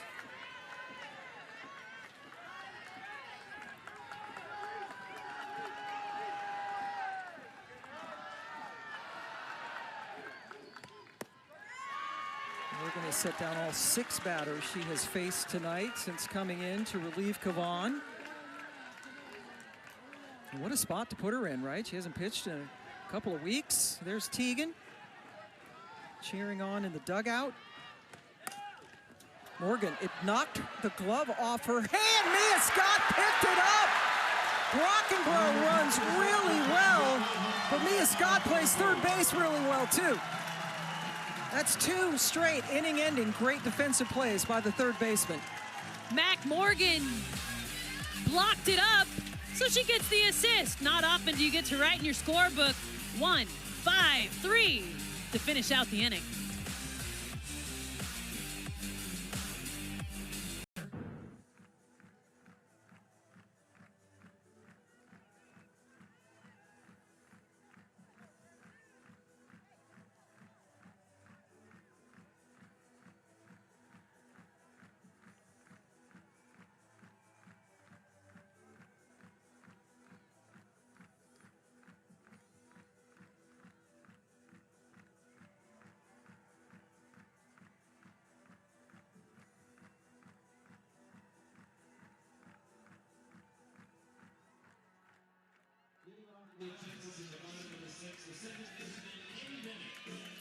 Thank you, Matt and Tori and Jenny. I have my own Jenny here, Jenny Dalton Hill. Pam Ward with you, and absolutely right.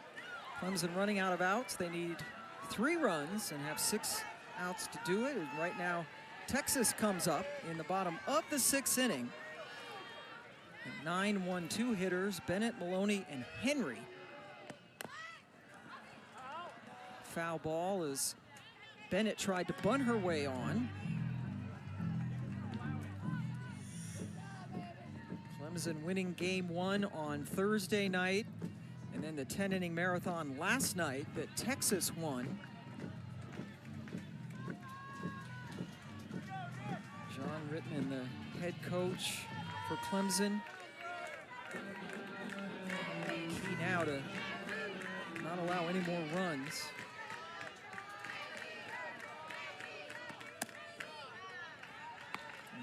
Clemson actually just with 3 more outs as we head to the bottom of the 6th inning here.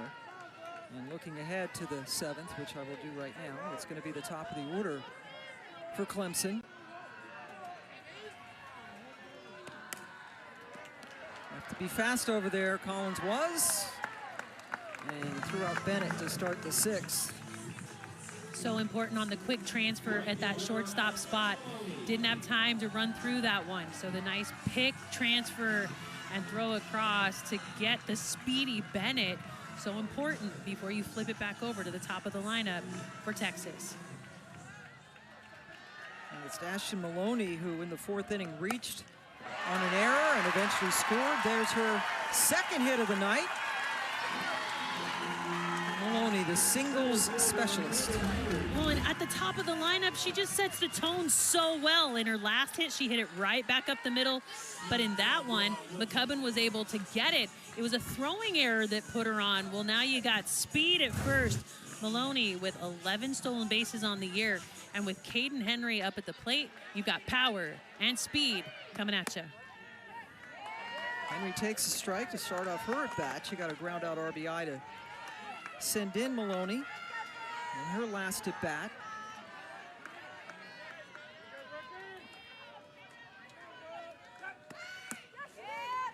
Maloney has to get back to first, and Caden Henry, just a sophomore, 2nd team All-SEC. He's a terrific sprinter in high school and has got quite the personality on this team. Yeah, we asked if Coach White had any nicknames. She said, "Oh, you mean Pawpaw White?" Oh, that hardly ever happens. Maddie Moore has made an error. And that one's going to haunt her because that is a play that she makes in her sleep.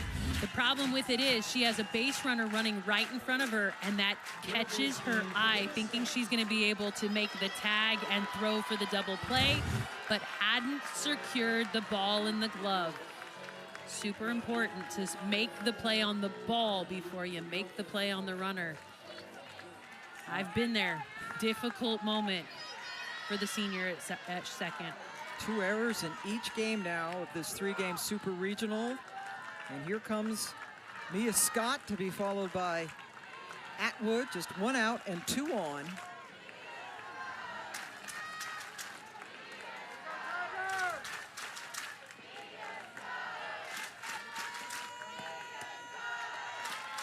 that is the Mia Scott chant. How do you know? I guessed. I heard it. Oh, God. Mia Scott. Here comes John Rittman. And there's been nobody up in the pen for Clemson. I don't know if this is a visit. This is not probably a visit to relieve McCubbin. She's going to be the one that they trust down the stretch. This is more just settling the defense down after that Maddie Moore error at 2nd base. There's Basinger, the starter in the dugout. She can come back in as the starter, but I would anticipate that McCubbin will go the distance in this one for Clemson. And perhaps that Mia Scott chant was because this could very well be Mia Scott's last at bat ever in Austin. What a tremendous career she has had. Most runs, most doubles, 2nd in hits and RBI, 3rd in average. And her season average right now behind Janae Jefferson, who hit 446 back in 2021. So one of the all-time greats, and we've seen her make 2 really good plays at 3rd. Well, she's been so good in her senior campaign. Here tonight, both sides of the ball on full display for the senior.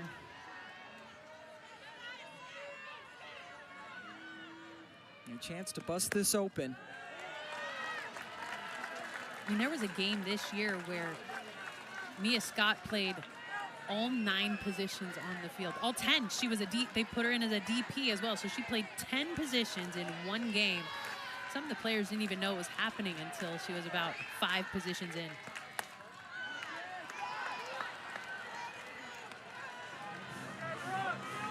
She was kind of bragging to the pitching staff about how she was going to do so well in the circle. Unfortunately, she's got a 21 ERA.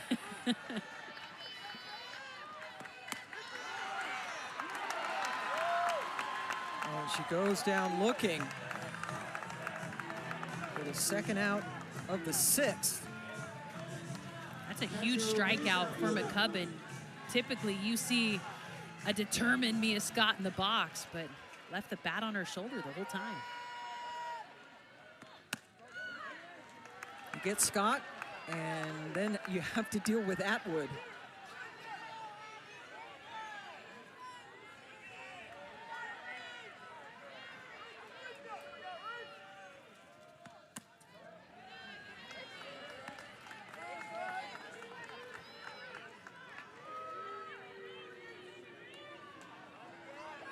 Atwood having a spectacular postseason.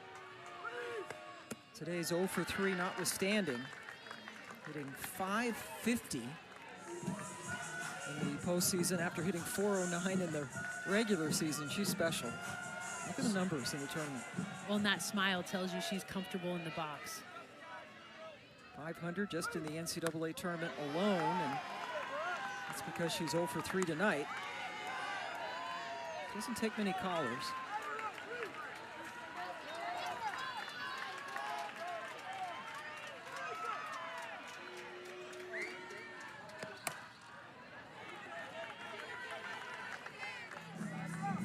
Atwood was the Big 12 Player of the Year last year, set a season record for home runs with 23. She's sitting on 21 right now.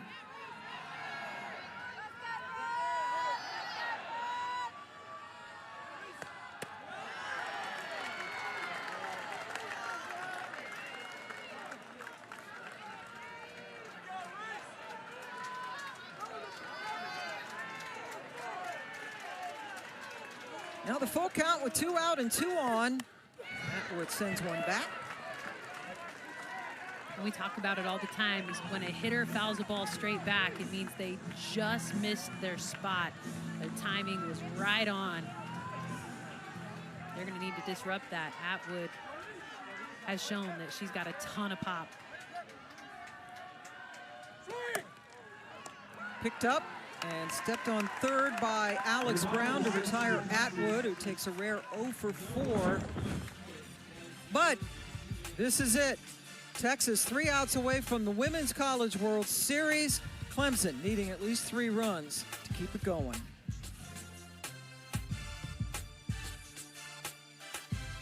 And the fans are on their feet. Texas 3 outs away from making its 3rd World Series in the last 4 years. But the Clemson Tigers, they have been the comeback kids all year, especially in the postseason. Top of the order coming up, Mac Morgan has set down all 7 batters that she has faced since coming in to relieve Tegan Cavan. Alex Brown really good at getting on base, swings to it, she's down 0-2. Even when you know Mac Morgan is going to throw you a drop ball, it is so hard to get that barrel out in front to catch it before the break. Brown, a senior. Freshman year at North Carolina, last 3 years with Clemson.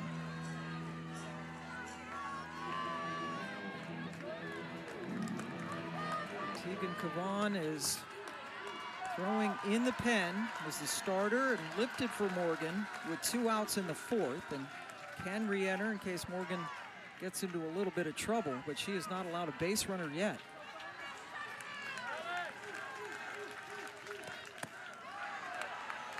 Good spot, well off the plate, trying to play off the emotion of Brown, knowing that Clemson just has 3 outs to tie this game up. Thought she might have had a free swinger at the plate.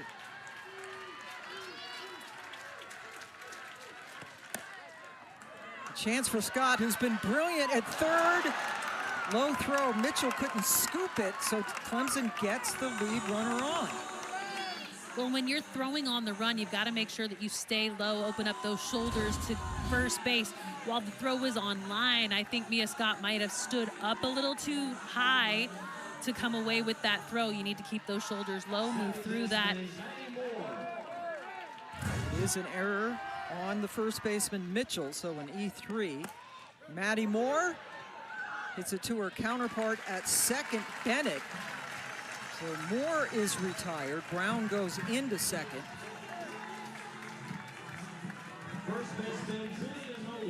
That's a big out for Morgan. And the error, putting Brown on base, is the first base runner that Morgan has allowed tonight since coming on in the fourth.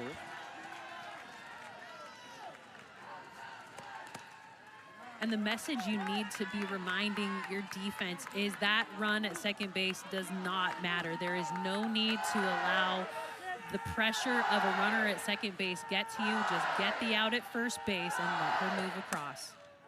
Noller was the first batter that Morgan faced when she came into the game in the fourth. She came in with 2 outs and 2 on, and she got Morgan to ground out to short to end the inning. A second chance for Noller with a runner in scoring position.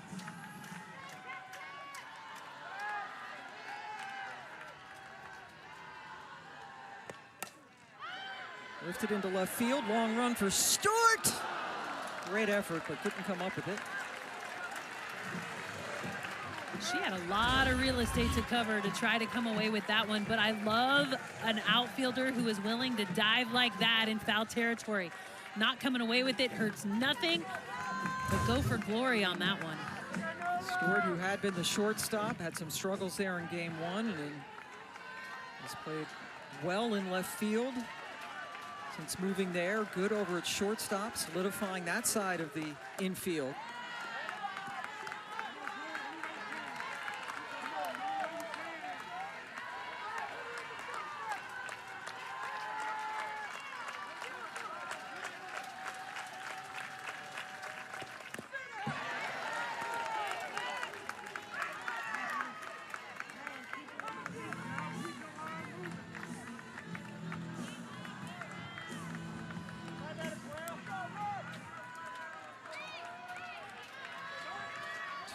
With Brown over at second.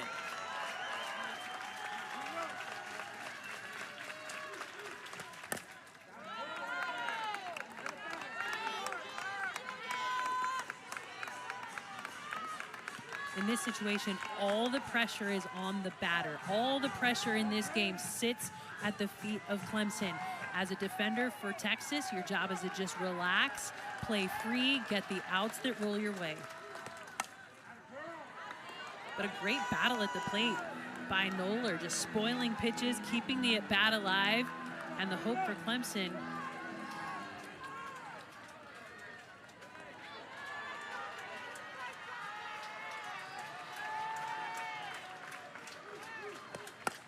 Eighth pitch of the at-bat is lifted to Henry, who goes back, and the ball goes over the wall. Noller sent one into center field. The ball kept traveling, and it's a 2-run shot. Clemson now only down 1. The comeback kids are still alive. Pam, we've seen this story play out so many times for the Clemson Tigers. When they've got outs to play with, they make the most of them. This ball down in the zone, you know it's going to be a drop ball. But Mac Morgan did not hit a corner. She left it right down the heart of the plate, down in the zone. Noller coming away with a huge swing, 15th home run of the year, and now Clemson within 1. Clearing that center field wall, which is 10 feet high and 220 feet from home plate. She gets the chain. They also have a golden bat that every home run hitter signs. The manager just gave it to her now. And as we said, if they get 24 comeback wins, that means they're going to the World Series. And they break that tie for most in Division I in style. Texas has not lost a game this year when they led going into the 7th inning. So there's a lot on the line, but most importantly, a spot in the World Series. So now it's just a 1-run game. Cintron, DP, who came into pitch for an inning and a third after Basinger, the starter, was lifted.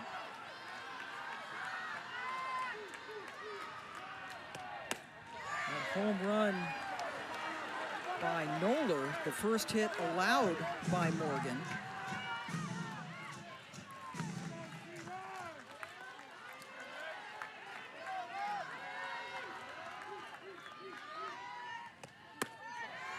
It's inside. That's a really good spot, and that's exactly where she needs to live, on the corners. Drop ball pitchers can be hittable if they leave them down the middle of the plate. That's what happened with that home run swing. And after the home run, Cintron draws a walk. So the tying run on first base with Vieira coming up. Kavon had been warming in the bullpen, but Atwood goes out with some words of encouragement for Morgan. And a pinch runner coming in for Cintron. It's Ava Wilson.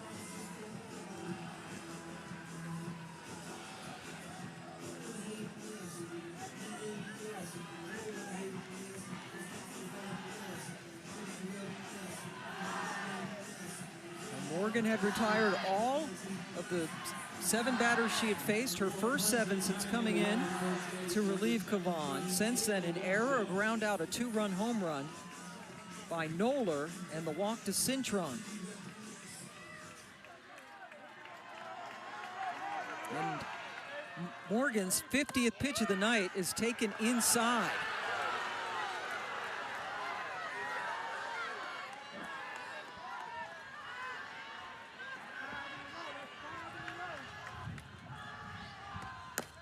Vieira, high chopper, fielded by Scott, 2 away, with Wilson now down at second, and Collins coming up. In this inning, every senior that has come to the plate has gotten out. It's the underclassmen who have been able to be successful.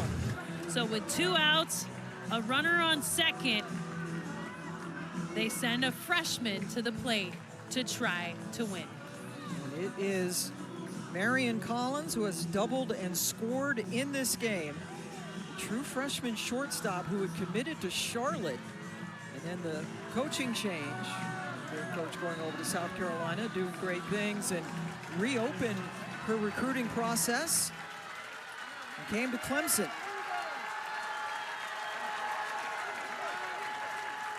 Fans on their feet at McCombs Field, with Texas now 1 out away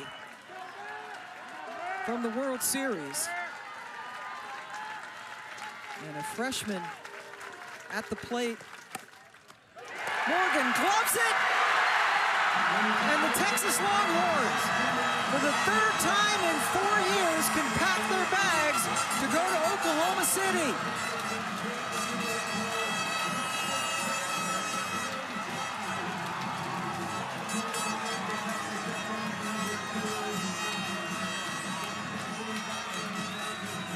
Texas started the night in control.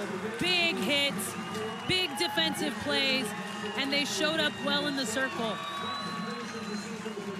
Texas lost the first game of the Super Regional. Mike White has lost 7 straight game ones of Supers, and all but one time they've come back to win the Super Regional, and that's Maddie Moore, one of the seniors. What a great season for Clemson, the ACC tournament champs, coming up just 1 win short. But it's the Texas Longhorns. They're getting used to that trip. What is that, up I-35 to go to Oklahoma City?